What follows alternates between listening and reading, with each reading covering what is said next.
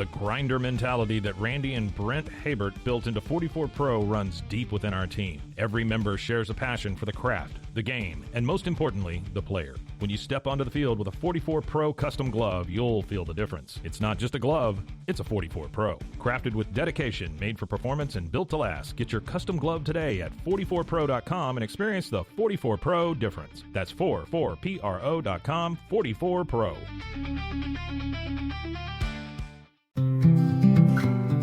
Are you ready to take control of your health? At 4U Health, we believe wellness and lab testing should be accessible, inclusive, and yes, fun. With our tech-powered at-home lab test, you save time and money while feeling your best. Say goodbye to long waits and office visits. Check your health on your own terms with 4U Health. Visit 4uhealth.com today and free yourself from traditional medicine. That's the number 4uhealth.com.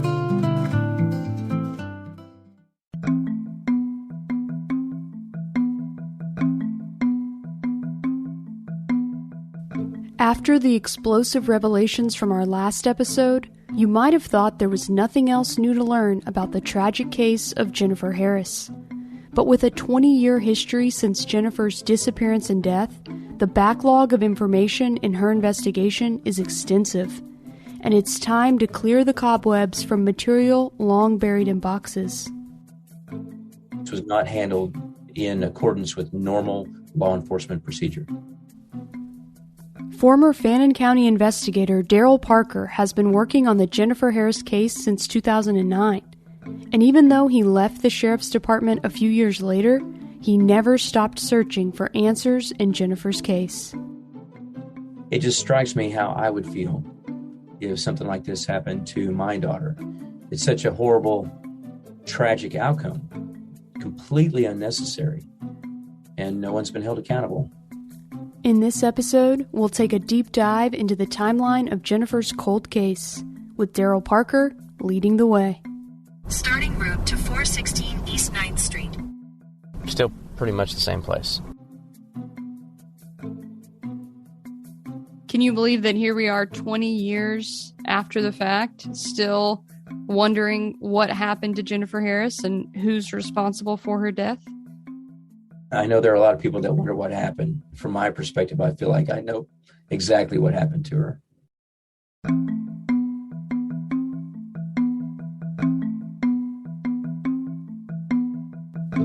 From Cold Case Productions, this is Final Days on Earth, Season 2, The Life and Death of Jennifer Harris, Episode 11, The Timeline. I'm your host, Claire Sanama. Thanks for listening. One of the first rules of any good investigation is to create a timeline of events, and it's especially important when you're dealing with a missing persons case that turns into a murder investigation. Back in 2002, the Fannin County Sheriff's Office started a timeline for the Jennifer Harris case straight away. It's one of the first documents in her case file. The entries begin with Day 1 as May 12, 2002, Mother's Day, and stop at Day 31 into the investigation. They cover the highlights in Jennifer's case, including her abrupt 8 p.m. departure on Sunday evening from Christy Farr's house, Grandma Mimi's missing persons report, the discovery of Jennifer's Jeep behind Lake Bonham one day later, and the subsequent interviews with her friends and family. The Fannin County timeline notes that James Hamilton's alibi for May 12th is verified through multiple witnesses, while Rob Holman is characterized as giving deceptive statements. On Day 7, May 18th, the same day that Jennifer's body is found, the timeline notes that Lieutenant McClellan repeatedly attempted to contact her ex-husband Rob without success. While we have covered most of the events recorded in this initial timeline, there are a few key details in the chronology that stood out to me as more than just dutiful logbook entries, and I'm going to take you through them now. On Day 22, June 3rd, Lieutenant McClellan met with Jennifer's father, Jerry Harris, to examine the Jeep at Pro Auto Towing. Since the keys were never located, Jerry had a spare made and they entered the vehicle. The driver's seat was in Jennifer's normal position and the Jeep had no mechanical issues. The report also notes that the gas tank was full. We'll put a pin in this and come back to it later. If you recall, in episode 2, Missing, we covered the fact that 2 water bottles had been found inside Jennifer's Jeep and taken for processing. The timeline notes that Lieutenant McClellan received those results on day 30 of the investigation, but they were inconclusive, with no identifiable prints or DNA at that time. On the last day of this timeline, June 11th, investigators reported that Jennifer's computer was transported to the Dallas FBI to be analyzed. We'll revisit this detail in a future episode, so keep it in mind. While the initial Fannin County timeline was helpful for understanding the broad strokes of the investigation, when Daryl Parker joined the sheriff's office in 2009, he took a different approach. There's a timeline that I put together. It's anchored in when the rain started here. Okay. Right? So it's one of those timelines where you almost have to start at the end. What time did it start raining? In June 2022, I drove out to Bonham with Daryl Parker. On the road again. I'm telling you, there's no substitute for going to the actual place. That's right. You can Google map it all you want, and it's just not the same. I wanted to go through Daryl's timeline in person and retrace the path he believes Jennifer and her killer took. But before we do, I think it's important to take a bit of a detour here to give you a proper understanding of just who Daryl Parker is and why he figures so prominently throughout this case and in this podcast. After all, plenty of investigators have had access to this case file, and plenty of sheriffs have come and gone in Fannin County throughout the past 20 years. What makes Daryl the current expert on the case? For starters, the original lead investigators on Jennifer's case have both passed away. Detective Kelly Warren died in 2018, and Lieutenant Mike McClellan died in 2010. While Daryl Parker didn't get started on Jennifer's case until 2009, he brought with him a wealth of experience. A former Marine, today Daryl has over 25 years in military, law enforcement, and private investigations. He specializes in cold case investigations and wrongful convictions. In fact, most of his work these days is in criminal defense, as president and senior investigator for the Texas-based firm Blackfish Intelligence, one of the largest private investigation firms in the Lone Star State. I do criminal defense work all the time. I'm not advocating for prosecuting someone who is, actually innocent of a crime or anything like that. When Jennifer was killed back in 2002, Daryl was still on active duty in the Marines, where he was an investigator. Now, in the Marine Corps, I was a legal officer, so I did deal with investigations and criminal offenses at the unit level. After Daryl retired from the Marine Corps, he came to Texas with his family and began working at the Fannin County Sheriff's Office in 2009. One day, Mr. Harris, Jennifer's father, came to the sheriff's department to ask about progress in the case, if there had been anything done. And that was my first introduction. Daryl said he felt a kinship with Jennifer's father, Jerry, who was also a Marine. He was understandably upset because the sheriff's office didn't appear to be doing anything. It just strikes me how I would feel if something like this happened to my daughter. And so frustrating is one word. Angry that something like this could be done to another person, an innocent person who did not deserve anything like this to happen to them. And it's such a horrible, tragic outcome, completely unnecessary, and no one's been held accountable. So based on our conversation, I pulled all the documents out that I could find.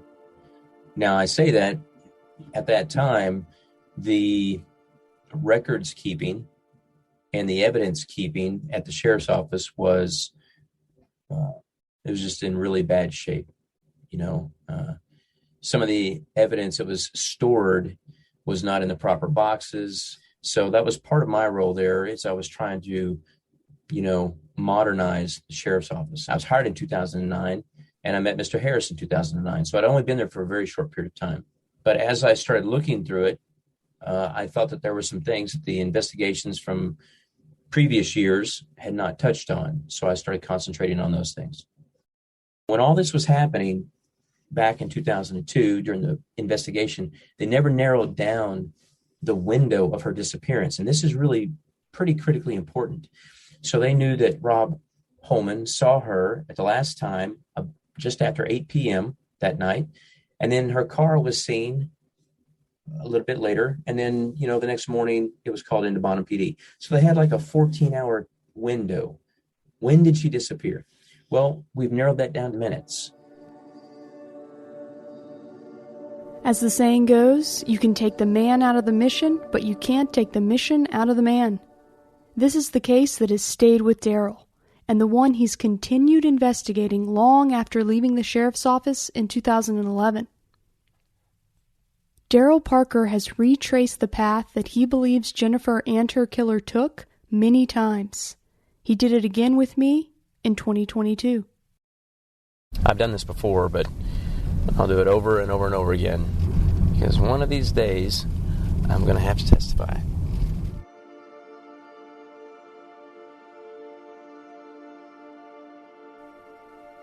We've mentioned before that the weather played an interesting role in Jennifer's case, and according to weather reports from May 12, 2002, the rain started falling in Fannin County at 8:24 p.m.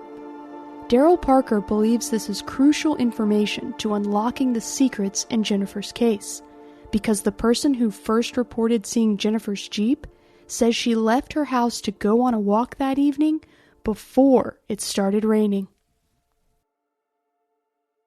So Jennifer's Jeep was first noticed by a woman named Rhonda Fitzwater. She was out on her evening walk, and when she saw it, the Jeep was parked in the grass on the side by the hoedown. Rhonda Fitzwater, a longtime Bonham resident, lived off County Road 2610. We're getting ready to pass Rhonda Fitzwater's house. According to Daryl's interview with Rhonda, she remembered where she was in her walk when the first drops of rain began falling. Daryl walked the path with Rhonda and timed it out.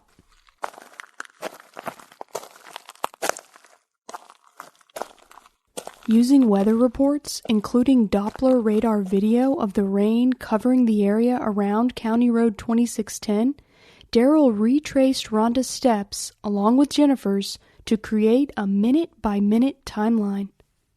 How long did it take Rhonda Fitzwater to make her walk until she started getting rained on? 16 minutes and 40 seconds. That means that she left her house at 8:07 p.m. Rhonda said she went for a walk the evening of Sunday, May 12th, after having family over for Mother's Day.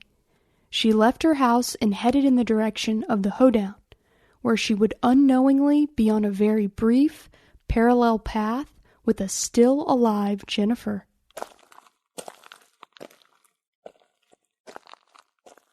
So she's walking along, probably about here, she gets passed by Jennifer and whoever's following Jennifer. That red building is the hoedown. Okay. Jennifer, driving in her Jeep, would have arrived at the area by the hoedown before Rhonda. And Jennifer parks her Jeep right there in the grass. Okay. Then, Rhonda catches up on foot to where Jennifer has parked. From her house, if you walk to the hoedown, it takes 5 minutes to get there. So at 8:12, she was looking at Jennifer's empty Jeep. According to Daryl's weather history timeline, Rhonda continues to walk past the hoedown for another 11 minutes and 40 seconds, until she feels the first drops of rain at 8:24 p.m.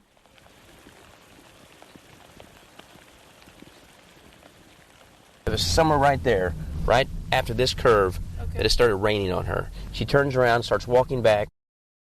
Rhonda would have passed Jennifer's Jeep again on the walk back, and she said it was still there the next morning. On all 3 occasions, the Jeep was empty. So whenever she was parked here, the way it was described in the offense report is that they thought that her car was something of a hazard. So it wasn't fully pulled in. Partially on the road. Okay. So she's here, and this is the last thing we know about Jennifer. That's it.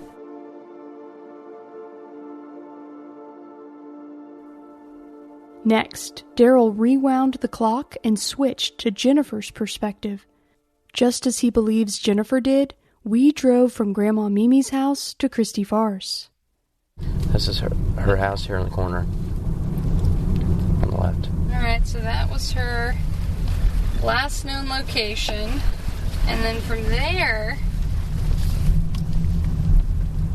Rob says that he saw her at the intersection of 898 and Highway 78. Yeah. Assuming Jennifer left Christy's house right after she made the comment, "It's almost 8, I've got to go," and took a direct route to the hoedown where her Jeep was found, she would have hit the Highway 78 intersection and headed down County Road 2610. There is some wiggle room for a potential stop, depending on what time Jennifer actually left Christy's house, but Daryl has calculated his timeline based on an 8 p.m. departure.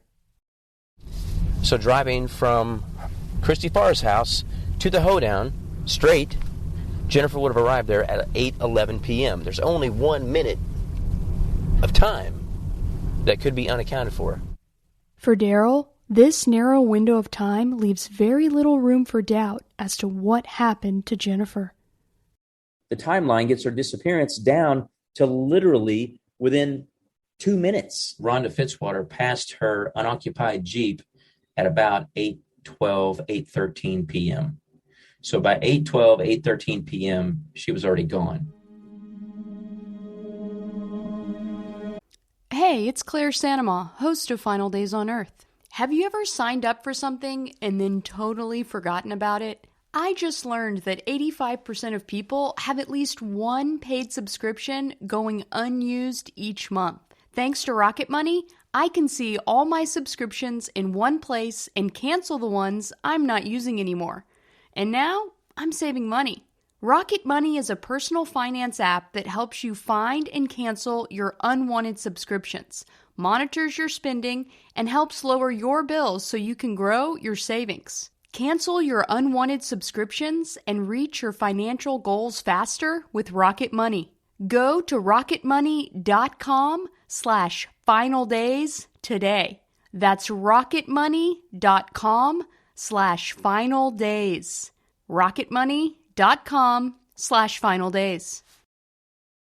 BizChair.com, your one-stop shop for premium commercial furniture that blends quality with affordability. From ergonomic office chairs to durable restaurant seating, we cater to diverse industries including corporate, medical, hospitality, and education. With over 20 years of experience, we offer fast shipping, exceptional customer support, and furniture solutions that stand up to high-traffic environment. Elevate your space with BizChair's vast selection of stylish, reliable, and cost-effective furniture. Visit us today at BizChair.com to transform your business.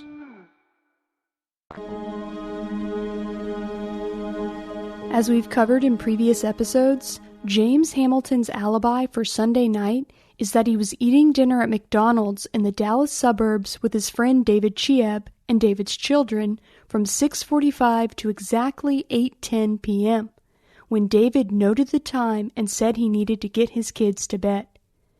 While authorities missed the chance to review the surveillance video at McDonald's before it was overwritten, James's alibi was confirmed by David and corroborated by David's wife, Irene, who said she was aware of their dinner plans. After the discovery of Jennifer's body, James consented to multiple polygraph examinations and passed every single one. So there's no way that James Hamilton could have been there. Even though Daryl Parker considers James to be cleared based on the timeline, there are plenty of other people who still question his role in Jennifer's case, and he has never been removed as a person of interest by Fannin County authorities. Of course, it's also important to note that James maintains his innocence and has never been charged in connection to Jennifer's death. You start narrowing down the people who might want to hurt her. And it turns out to be that it's either her spurned ex-boyfriend, James Hamilton. It's her ex-husband, Rob, who she's been sleeping with and thinks she's pregnant by, or it's a random stranger. And, the random stranger theory always gets thrown in because you can't ever discount it until a certain point. Claire Sanema here, host of Final Days on Earth. Have you ever thought about how much pollution traditional gas-powered lawn equipment emits? It's around 2.5 tons of greenhouse gas emissions per year. Oso Electric Equipment has the solution. The next generation 21-inch commercial electric lawnmower with a 2-hour runtime per battery, designed for the professional landscaper. As the world changes, so should your technology. Electric technology brings value to your business, your customers, and your world. Not only is this clean technology environmentally friendly, it adds an unbeatable return on investment compared to gas-powered mowers, all while operating with increased power and durability. Oso Electric knows that reliability is key to smoothly operating a lawn care business. That's why they included features that are safe and easy to use for your employees. With a durable and reliable product at hand and backed by a no downtime guarantee, you can confidently assure your customers that Oso Electric is the right choice for them. Have your landscapers gone electric? Tell them to learn more and request a demo today at osoelectric.com. That's OSO electric.com. Electrify your world with Oso Electric.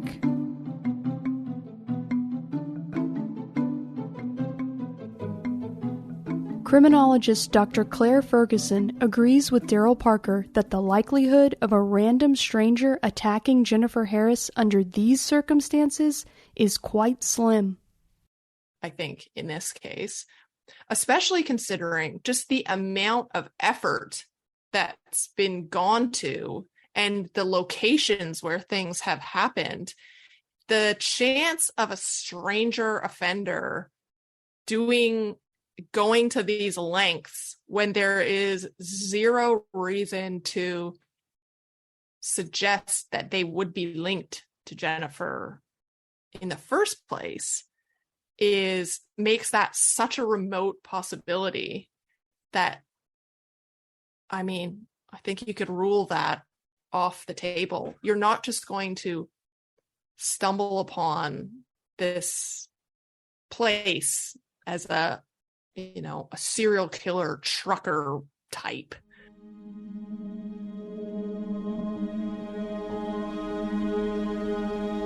The risks to Jennifer are not coming from strangers. She's not hanging out where criminals hang out. There's no evidence to suggest that she's going out to these remote locations by herself and being in a risky position.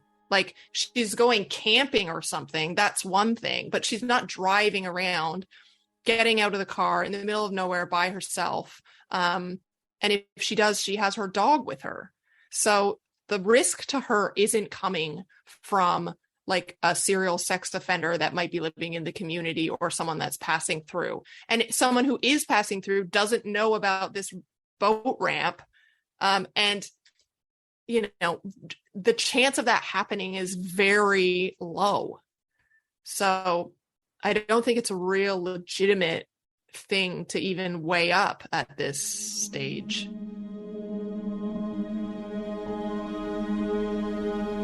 Despite the statistical improbability of a stranger murdering Jennifer Harris on the back roads of Bonham, Dr. Ferguson couldn't help herself going down the rabbit hole. She took the hypothetical leap that Jennifer willingly got into a stranger's car on County Road 2610 and ended up at the Whitlock property in a precarious situation. Because no matter who killed Jennifer, all signs point to her being murdered in proximity to the Red River, with public access to the shoreline. The boat ramp on the Whitlock property where the fire occurred on May 12th checks all the boxes. If it was a stranger who did happen to know about the boat ramp, then why would they bother with all this other subterfuge? It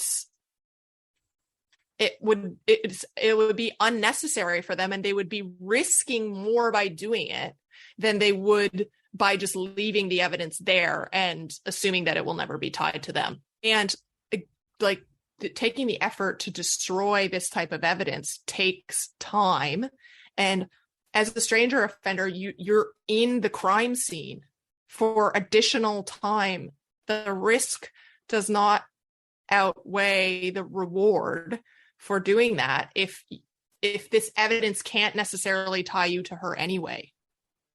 So it would be strange. An offender would have to be very paranoid to want to hang around at a homicide scene or create another crime scene as an arson, rather than just take this stuff and go and put it in your garbage can and no one will ever find it there.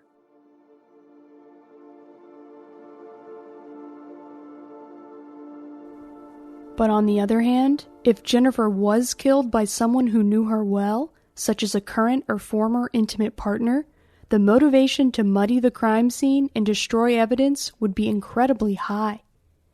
Here again is Daryl Parker. So there's the Red River, 78 Bridge. This is County Road 2000. And the Whitlock property. If you weren't from here, how would you ever find your way to here? Back in a day when GPS was not commonplace. Yeah, it's definitely out of the way. As soon as I think I might be able to cross a person of interest off the list, there's something that comes up and says, not so fast. There's been a lot of information about how Jennifer's ex-husband Rob Holman was familiar with backroads in Bonham. But it's worth noting that her ex-boyfriend, James Hamilton, also had some level of familiarity with the area.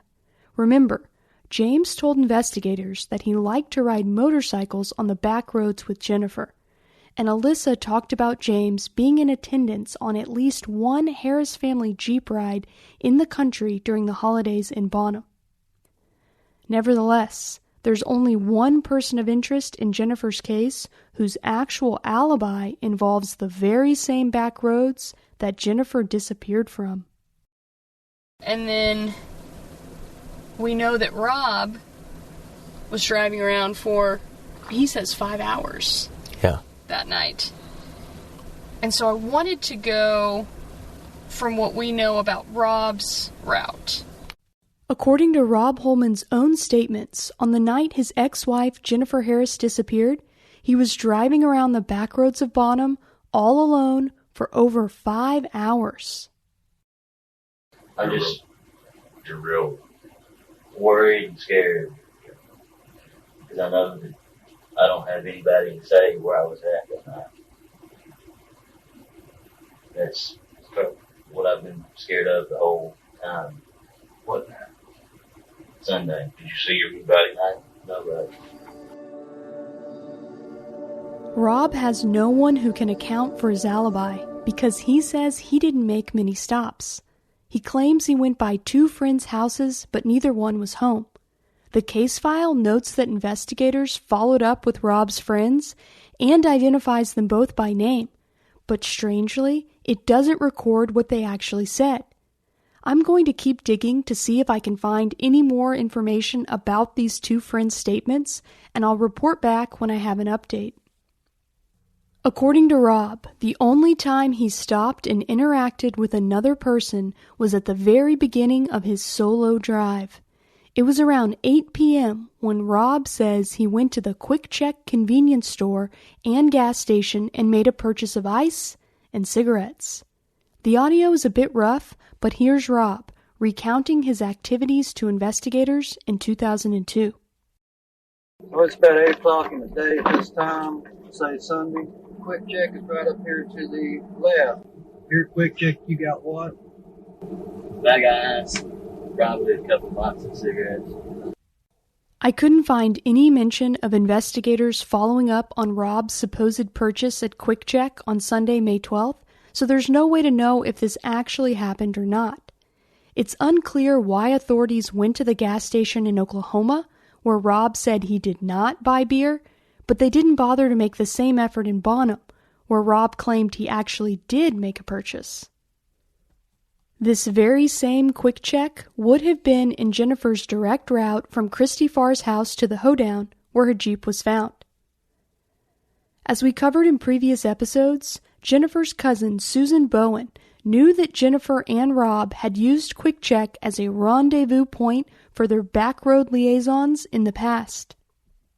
She did tell me that one night when she left her grandmother, and she said that she had to get gas and that she met him at Quick Check. And we also know from other interviews that Rob liked to keep an ice chest full of beer in the back of his truck while he drove around. Rob's self-reported cigarette purchase had initially seemed inconsequential to me, and perhaps it is. But what was it that Daryl Parker said about coincidences in criminal investigations? But in my line of work, there are no coincidences. There's still that mysterious fire at the Whitlock property. It was never determined how the fire started or who set it. Rob's alleged stop at the Quick Check gas station also coincided with an interesting fact on Jennifer's side of things. Remember what the Fannin County timeline said about Jennifer's gas tank? It was completely full when investigators got into her Jeep.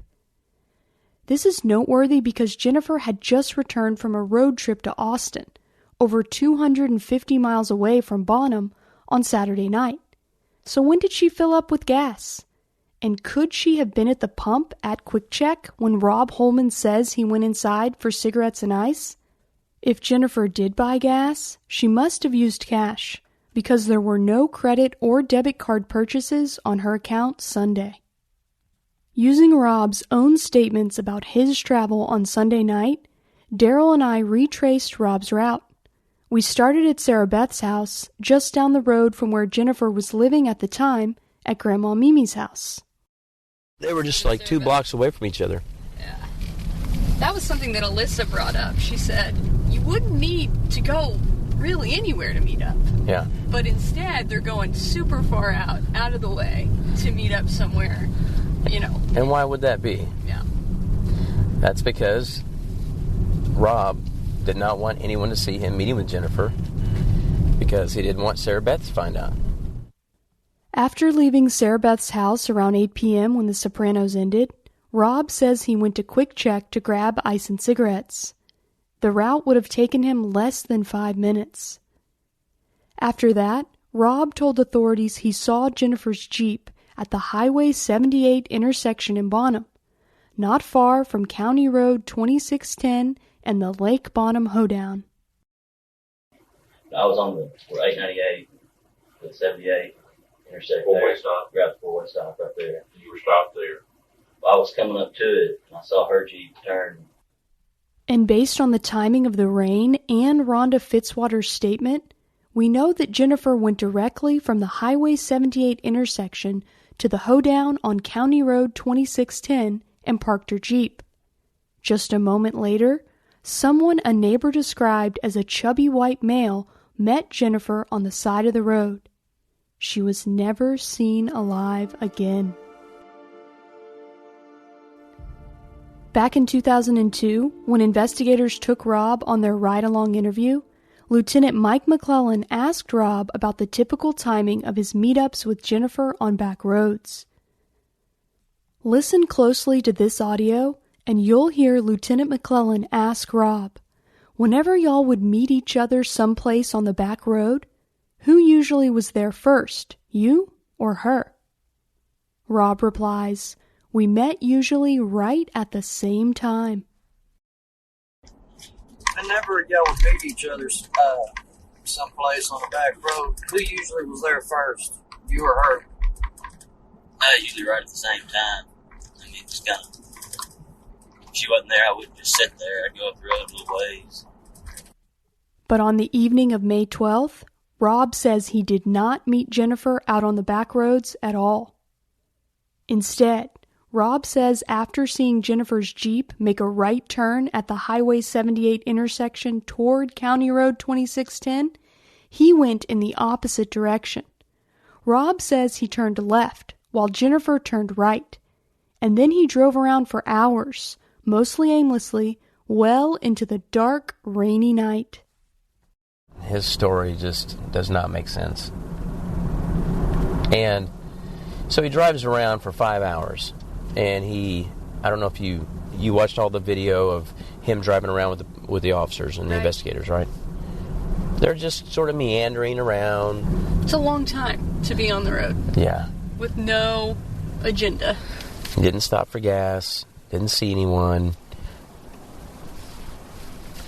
It's hard to explain. It's hard to explain. Plus, he's supposed to work the next morning, early. Remember, Rob was working in landscaping and construction at the time of Jennifer's disappearance. They don't get started at, 10 o'clock in the morning. They get started early.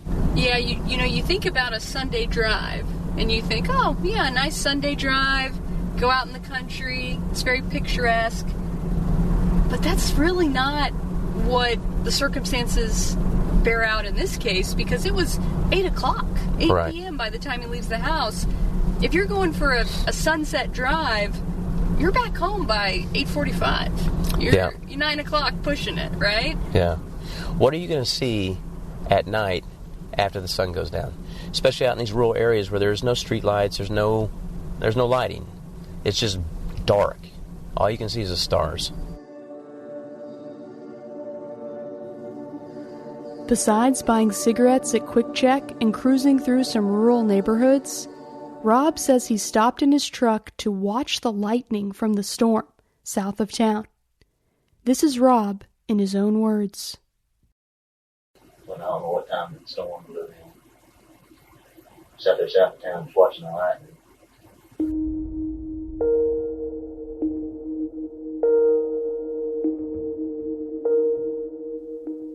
Daryl Parker does not believe Rob recreated his actual route.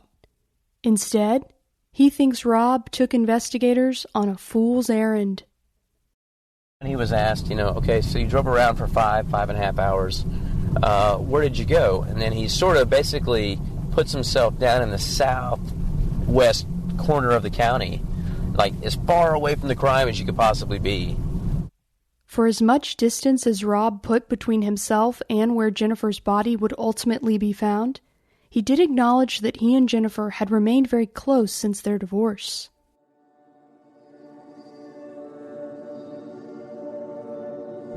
I think the biggest connection is that he acknowledged that he and Jennifer would meet to still have sex. Sarah Beth was saying that, once or twice a week he'd go out and he'd drive for 4 or 5 hours. Right. She's so gullible and trusting. Oh, that's just what he likes to do. And he's actually meeting with Jennifer during those times. It did seem like his frequent drives and his frequent liaisons with Jennifer were one and the same. Yes. And he had created this pattern with his girlfriend where he disappeared for several hours at a time and had established that as a regular pattern so that it was not going to arouse suspicion. Mm-hmm. And so she said, that's something he did for as long as I'd known him, as long as we'd been together. Well, what we know is that he had never stopped seeing Jennifer. That's right. His admission, her statements to friends. So it makes sense that he would have these absences weekly, bi-weekly, that Sarah Beth thought were just long drives in the country all alone. Yeah. And it doesn't make sense. It's Mother's Day, it's a Sunday, you got to work early the next morning. I'm going to go out for a 5.5 hour drive by myself. And just for no reason. A lot of times the simplest answer is usually the right answer. It's usually not some great criminal mastermind. It's usually what you think happened is what happened. Her meeting a stranger doesn't match the evidence. No evidence of another lover, anyone that have a motive to kill her. There's James Hamilton. He's got an alibi, supported by 2 different people. Cooperated with law enforcement. It's passed a polygraph. And Rob's statements, they're not credible. Rob Holman has declined my request to be interviewed for this podcast. In his interviews with investigators, Rob has always maintained his innocence and denied meeting up with Jennifer in person on May 12th or having anything to do with her death. Rob has never been charged in connection with Jennifer's case.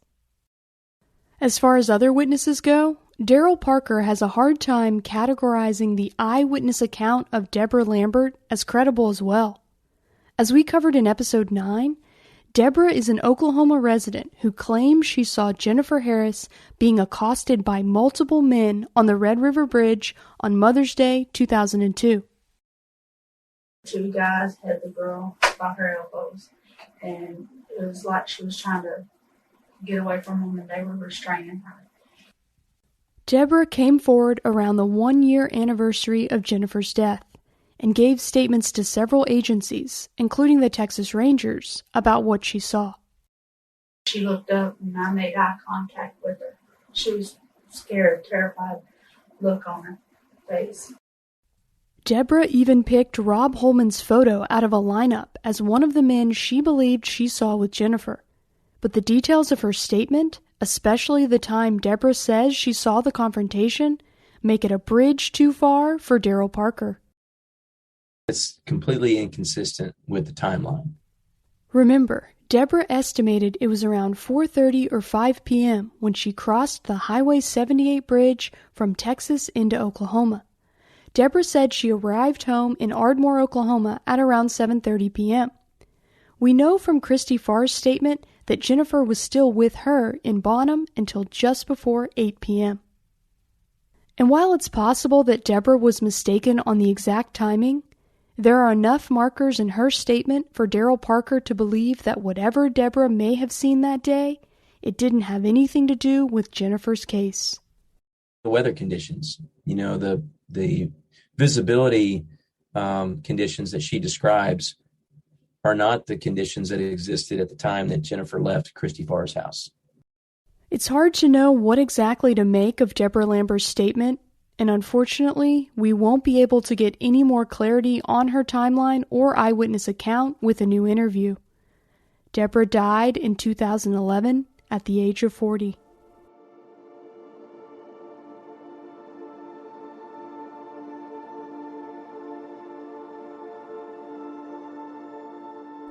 As I went through the major events, witness statements, and developments in Jennifer's case file, I was drawn to an entry on page 22 of the Texas Rangers report.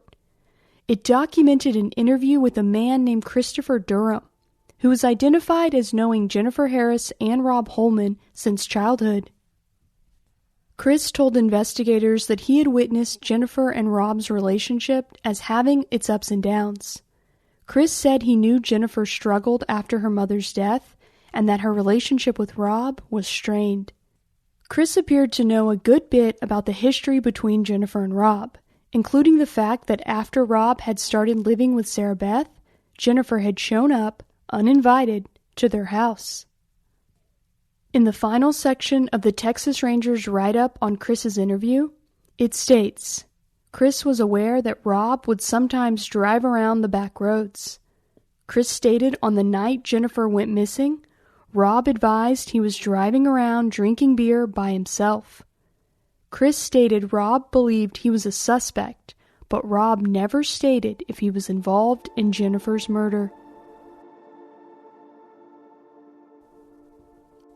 Chris told investigators that he continued to be close friends with Rob, and he was right by Rob's side as his best man when Rob made a big life change just 8 months after Jennifer's murder. In January 2003, Rob Holman married Sarah Beth Ruffner. Something must have changed Rob's feelings on marriage, because back in May 2002, he told investigators he wasn't planning on getting married to Sarah Beth anytime soon. Are you planning on getting married to the girl you're with now? Yeah, I'd like to. When do y'all plan on working on I talked about that, yeah. Yeah, we got but when? Oh, not any time soon. You'll want to listen closely to this next part. Lieutenant McClellan asks Rob how he thinks it would affect his future marriage plans with Sarah Beth if she were to find out about Jennifer being pregnant with his child. Rob says, "I'm sure it'd be over." How would it affect y'all's relationship if she would have found out about the pregnancy? No, I'm sure it's been open. I mean, it would be for me if I was in that situation. But as fate would have it, Rob no longer had to worry about his ex-wife telling his girlfriend anything. Because on Mother's Day 2002, his biggest problem just disappeared.